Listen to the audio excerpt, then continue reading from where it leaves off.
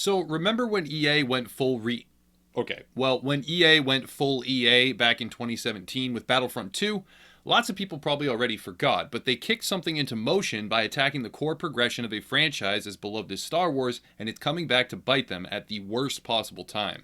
The wheels of regulation turn slowly, but very recently, the ban on loot boxes in Belgium has forced EA to discontinue the sale of FIFA points in the entire country and shut down their Ultimate Team monetization for Belgian citizens. Belgium got this all rolling in April of 2018 after the fiasco some months prior regarding Battlefront 2. They were also not alone in this regard, with a coalition of countries across Europe, as well as Washington State and Hawaii, beginning to introduce legislation of a similar nature, aimed at the regulation of digital gambling in the form of loot boxes, and specifically spurred by EA.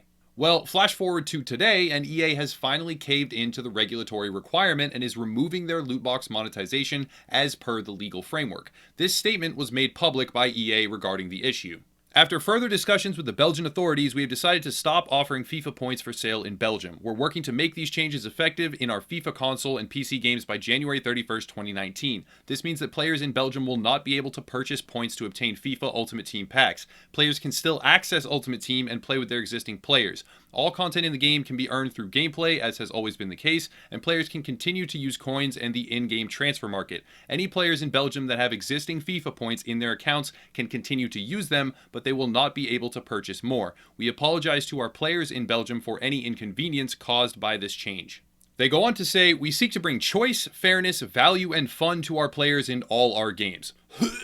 In addition to providing players options in how they play, we include pack probabilities in our games for the transparency players want to make informed content choices. While we are taking this action, we do not agree with Belgian authorities' interpretation of the law.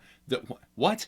And we will continue to seek more clarity on the matter as we go forward. The impact of this change to FIFA Ultimate Team in Belgium is not material to our financial performance. So it's pretty clear that they hate the fact they are being required to cease their predatory behavior, obviously, but the best part is the final sentence. The impact of this change to FIFA Ultimate Team in Belgium is not material to our financial performance. That is one of the most transparent and insultingly dim-witted lines I have ever heard in the games industry. It also conjures up images from 2017, when EA made the exact same claim about disabling the microtransactions in Battlefront 2. Sure, they turned them back on soon after, but the claim was that microtransaction removal would not have, and I quote, "a material impact." So EA claims that turning off microtransactions in their massive Star Wars game will not affect profits. They claim being forced to remove FIFA points from an entire country because their favored monetization model has become illegal in that region will also not have an effect on profits. They say all this after their stock price cratered in late 2018,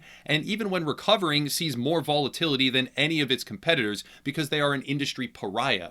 FIFA and Ultimate Team purchases are the absolute backbone of EA. It's been that way for years. They rake in an unbelievable amount of money, for very little effort by the way, through underage gambling tied to performance-based in-game enhancements, and being forced to reevaluate those practices in even a small region absolutely has a material impact on their revenue, and the wheels of legislation are still grinding forward. A ban on loot boxes is one thing, it's their worst case scenario, but even a standard regulation increase in line with similar gambling laws in the United States, barring it to 21 and above age brackets, would eviscerate EA. Also, the United States is effectively one of EA's largest markets and is comprised of 50 different legislative bodies, so Washington State and Hawaii being the first doesn't mean that they are the last or even the harshest parties to step into the arena. EA is rightly terrified that their investors will smell further collapse as the central pillar of their success begins to erode away.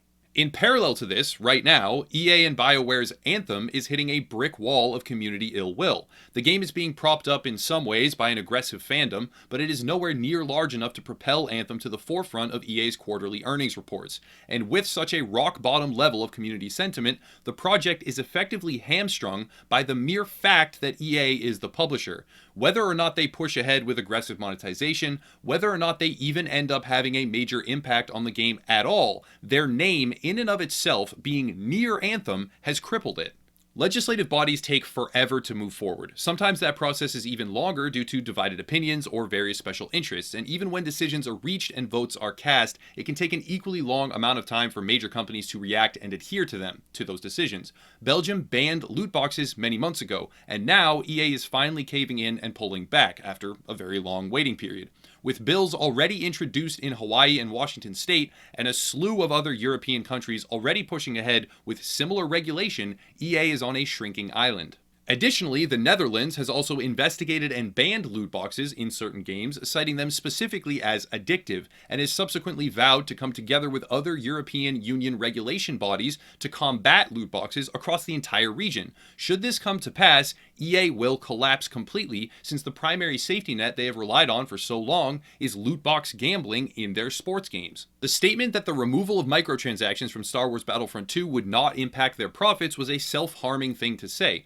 Either they were telling the truth and had bastardized a beloved childhood universe to the point of discomfort while preying on an audience full of children without actually even needing to, so they did it for fun?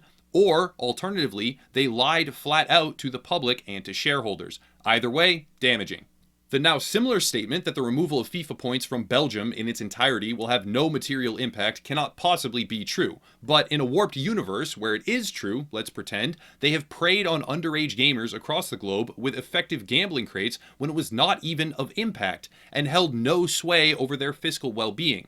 EA is either greedy or evil, or greedy and evil, and also seemingly stupid, with a dash of unashamed lying to boot. It's trendy to hate on publishers nowadays, and as I say frequently, 2019 will be a year of panic and failure for larger gaming industry giants. But it's also important to see the flip side. I did a video discussing the demo offering of Anthem, and praised EA and BioWare for being honest about it. Mostly nowadays, developers just call a demo a beta and use it to sell pre-orders. I thought it was admirable that BioWare alongside EA had opted to be grown-ups and make a real demo.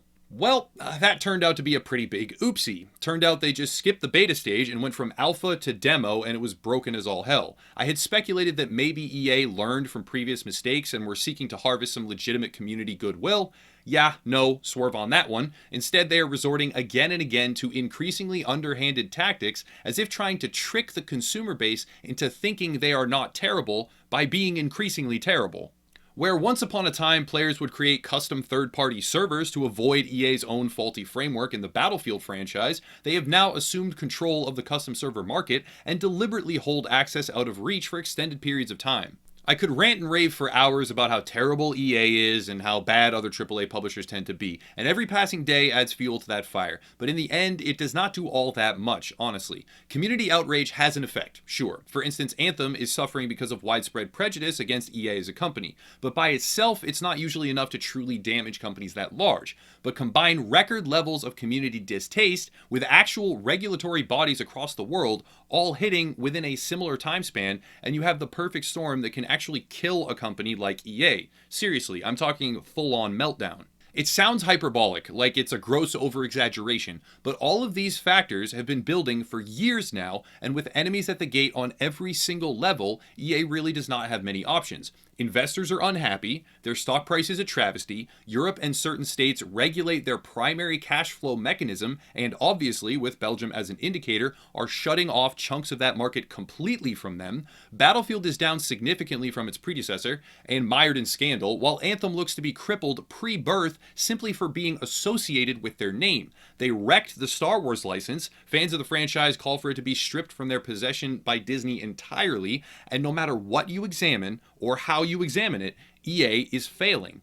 Initially, EA refused to adhere to Belgium's legal ruling. They flat out said no, and as a result were under criminal investigation in late 2018 in that country. A company that would not be impacted in any material or fiscal way by loss of profit would not refuse to remove a service deemed to be illegal by a sovereign nation. That isn't the behavior of a successful corporate structure. That's the drowning man clinging to anything he can grab onto with no regard for his or anyone else's safety. EA failing would mean new masters for the Star Wars license, a different developer for FIFA, a fresh perspective on the Battlefield property, and much more. Franchises as popular as these don't disappear when their owners fail, they get sold off or bought up. It's a long, painful process, but EA disappearing would not terminate the production of games we all want to love entirely, it would just mean new ownership. It all sounds like doomsday prophecies, I get that, but it's all coming to a head for EA from every single angle, all at once. And if they do come out the other side, which is